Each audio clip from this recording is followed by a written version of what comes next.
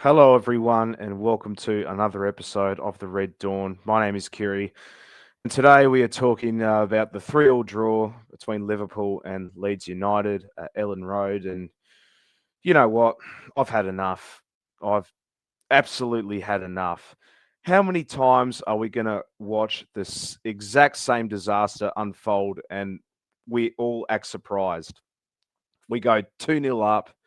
We're looking comfortable, looking like an actual football team, and then bang, straight off a cliff. We fold like deck chairs. It's like we're addicted to imploding. We just can't help ourselves. Every other club in the Premier League, they could defend a corner. I've seen Sunday League teams defend a corner, but Liverpool, no. We see a corner and we suddenly forget what sport we're playing. Marking, communication, organisation, nah, nah. A- And the worst part, you could see the equaliser coming 15 minutes before it actually bloody happened. You know, Leeds United, full credit to them. Daniel Fark, he absolutely did his homework. They started throwing bodies forward. The home crowd just turns up the volume, and we start backing off like we're allergic to getting the ball. And when that last corner went in, I just didn't even react. I just knew. Like, because that's how normal this has become. It's just emotional numbness at this point. And it's the same players that are contributing to this as well. Ibrahima Kanate fail, you know, fails to see the ball go across the line. An absolute clumsy challenge on the Leeds player, which turns out to be a penalty. That's the rot started to happen from there, and and then even worse, Mohammed Salah, who was substituted for the third straight game, he comes out after the game dropping bombshells left, right, and centre. I feel thrown under the bus. I don't have a relationship with the manager. I've been benched 3 times. How have we reached to a point where one of the greatest players in the club's history is basically saying that he feels unwanted? How has this club allowed to get it to this toxic? It's a shambolic on the pitch, and it's a circus off the pitch as well. This isn't a blip. This isn't unlucky. This isn't just football. This is an absolute mess. It's a big, loud, embarrassing mess. And unless someone sorts it out, the dressing room, the drama, the communication, all of it, we're going to keep throwing away leads, keep dropping points, and keep watching the same whole crap fall apart, all in slow motion. I've had enough. I've absolutely had enough. And it all starts with the manager. I've said this in the previous video. Anything less than 3 points won't cut it. Arne Slot has to go. We got a point. That's simply not good enough. We were fifth place. We were fucking fifth place when we were 2-0 up and when we were 3-2 up. And now we're fucking eighth. This another 2 points dropped. Unacceptable. Absolutely unacceptable. Arne Slot has to fucking go. It is absolutely not good enough. Let's get into some players.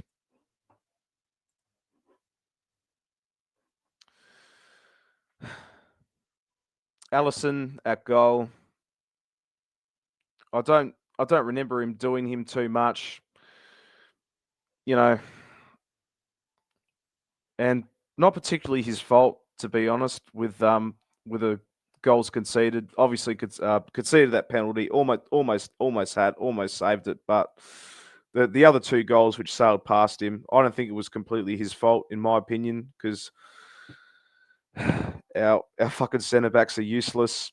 Connor Bradley, I was surprised to actually see him. I know he was training this week, but good to see him on the pitch. It's a shame he's going to miss out the Brighton game, but we certainly missed him on the right hand side.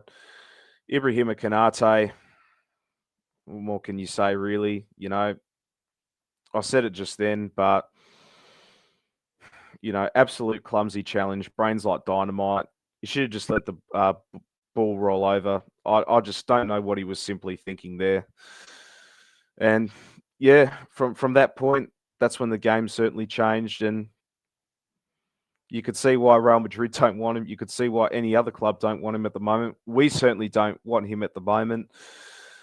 Virgil van Dijk should have buried that header in. Yeah, just another terrible performance. Obviously, not showing the leadership that he should at the moment. Milos Kerkez, I thought he was okay. Brought that energy. Just his balls were just wasted thanks to Cody Gakpo. Ryan Gravenberch just hasn't been up to it. Our midfield is just easily getting walked over. Curtis Jones, I thought he was okay.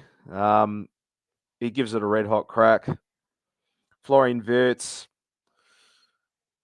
I've probably seen better games from him, if I'm being completely honest. Had pockets of space at times, but we'll keep persisting with him.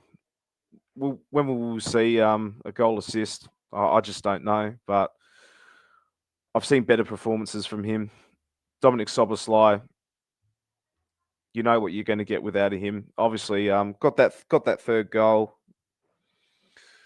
Cody Gakpo shouldn't be starting in the starting 11. Again, just absolutely predictable when he has the ball, cuts inside, butchered a one-on-one. But yeah, I just don't want to see him in the starting 11 at the moment. When you've got players like Federico Chiesa and Rio and Gamoa, Arne Slot says, "Oh, we got so many options on the left-hand side, yet you keep picking your Dutch mates." I just don't get it. Hugo Katike, man of the match for me. Obviously got the 2 goals in the space of 2 minutes. I believe he should be starting going forward, whether he is the centre forward or starts on the left along with Alexander Isak. You could see what happens once he starts. He creates something, and that was the 2 goals.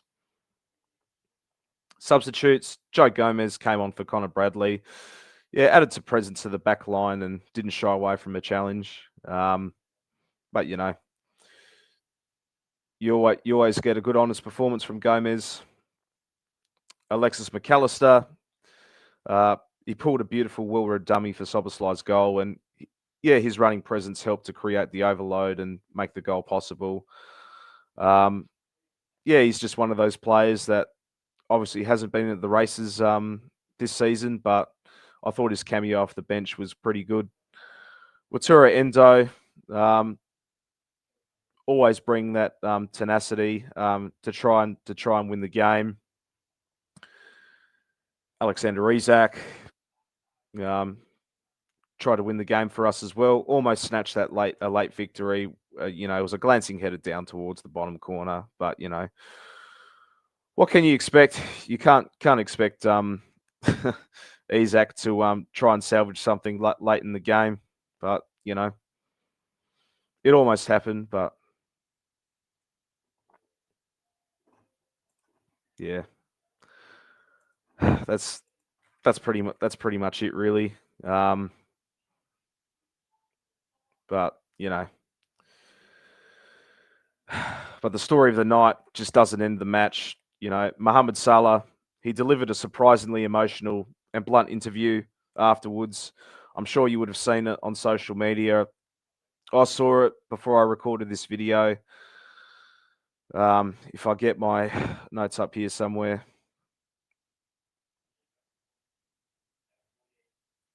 Just bear with me.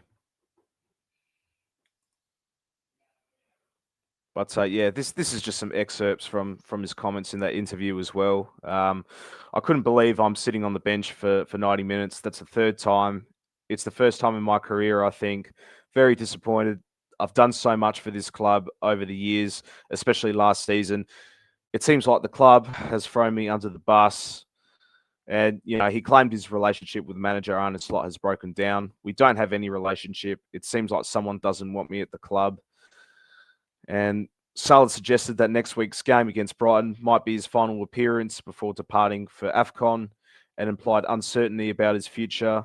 In short, more than disappointment, Salah expressed feelings of betrayal, questioned his place at the club, and made public a serious rift.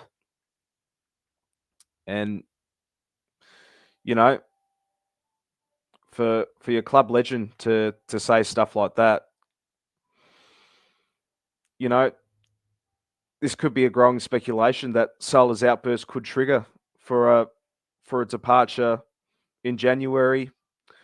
We know that, I don't know if it is true at the moment, that obviously he's been linked to Saudi, given his contract is due to run, but with evident dissatisfaction. We've seen when Brendan Rodgers was manager in the 2014-15 season, he pushed out Steven Gerrard. Steven Gerrard fell out of favour with the team. I think we're seeing the same thing. Arne Slot's given the same treatment to Mohammed Salah. And when you have your club legend saying stuff like that, then you know it's time for the manager to go. I know I've been critical of Salah this season, but at the end of the day,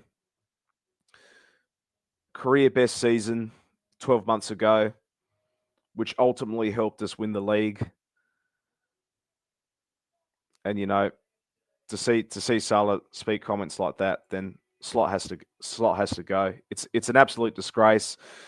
It's sad how it's come to this as well.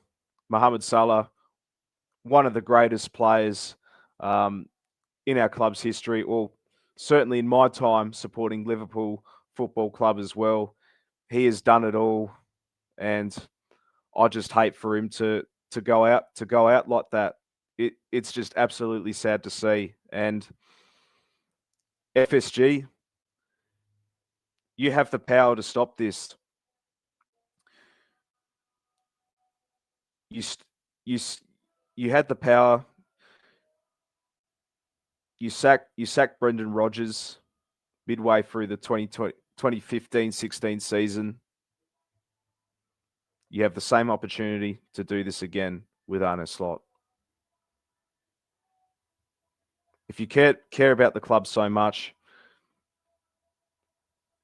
you opened the wallet. You allowed the club to spend all this money to strengthen the squad, to break the British transfer record of signing players like Alexander Isak, Florian Wirtz. It's time. It's time to do something again. But what about you? What's your thoughts about this one?